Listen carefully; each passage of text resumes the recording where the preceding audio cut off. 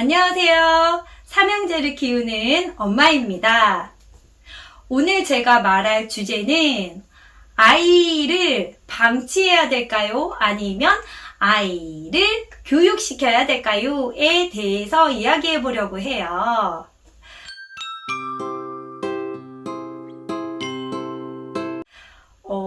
흔히 저는 마음을 계속 보고 이 아이의 마음을 인정해주고 수용을 해주는 일을 많이 하거든요.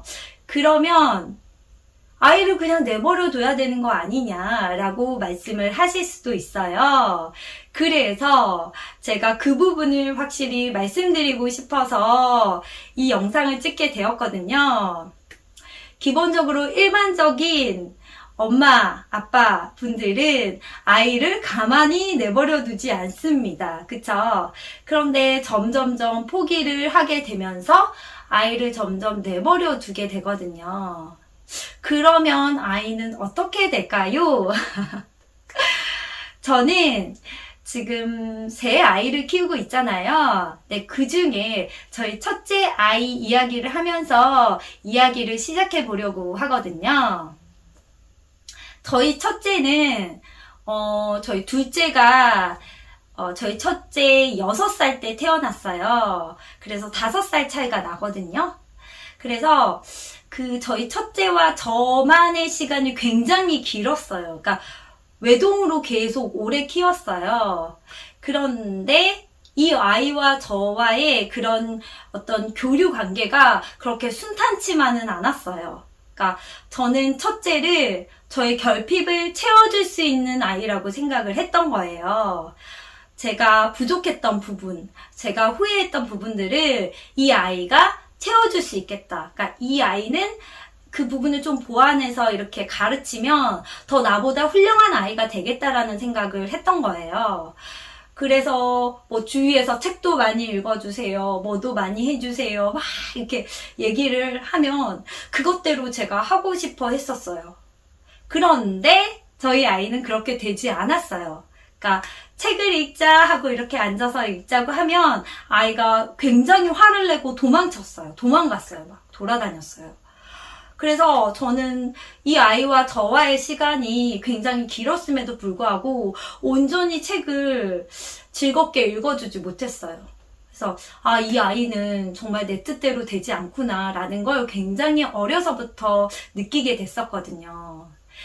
그리고 나서 점점 그렇게 이제 시간이 흘렀겠죠.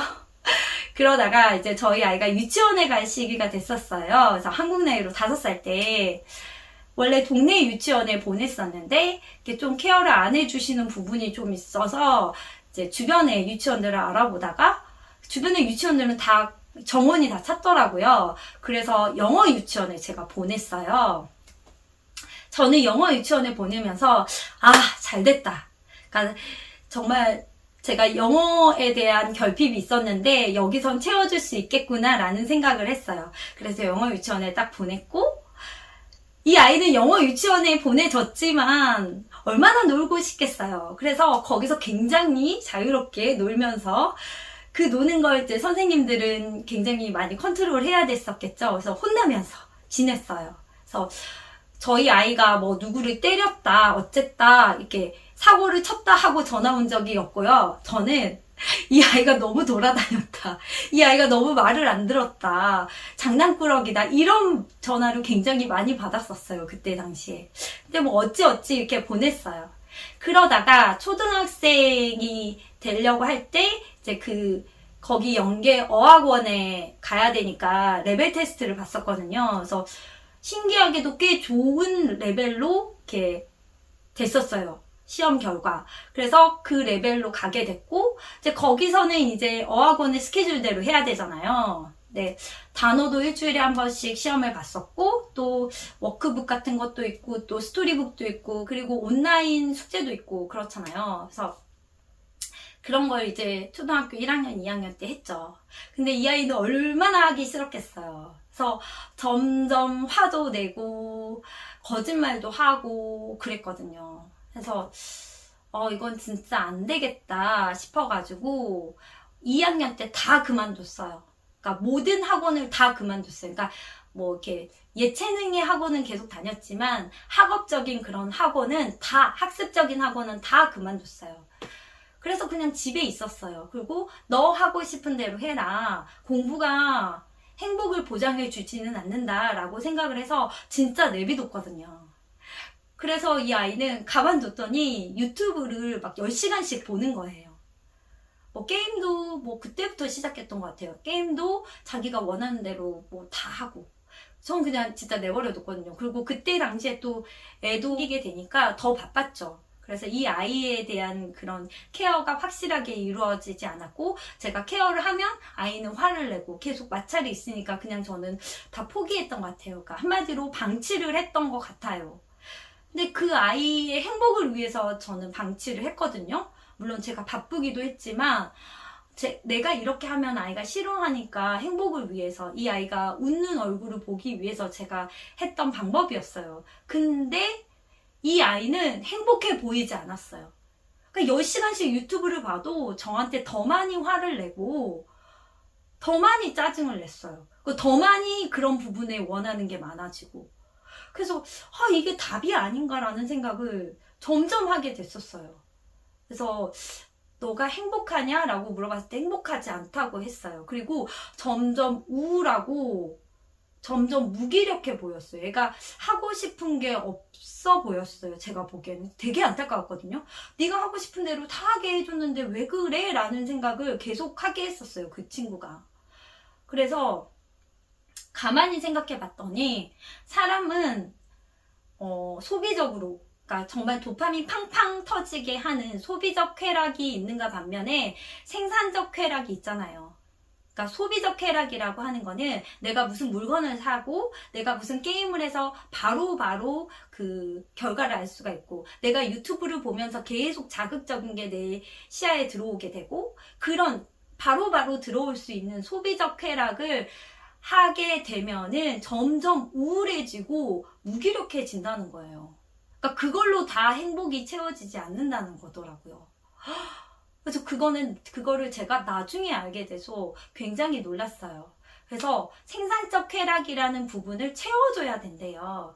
생산적 쾌락이라고 하는 부분은 내가 배움이라는 걸 해서 점점점 성취감을 얻어가면서 내 자존감이 점점 높아지게 되는 게 바로 생산적 쾌락이래요. 생산적 쾌락의 가장 대표적인 게 공부인 거죠. 나는 아이를 아예 안 시키려고 했었으나 그걸로 충족이 안 되는 거였어요. 생산적 쾌락이 충족이 또 돼야 됐었던 거예요.